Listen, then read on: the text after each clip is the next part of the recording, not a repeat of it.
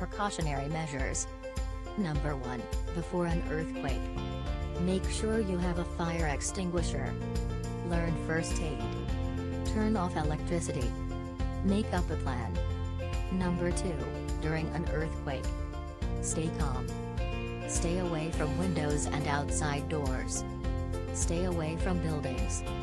Stop the car and stay inside the car. Number 3.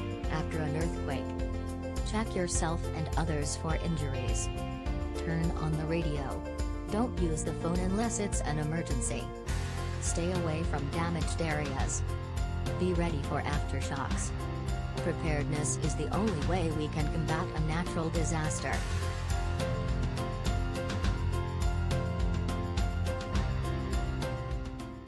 Created using Powtoon.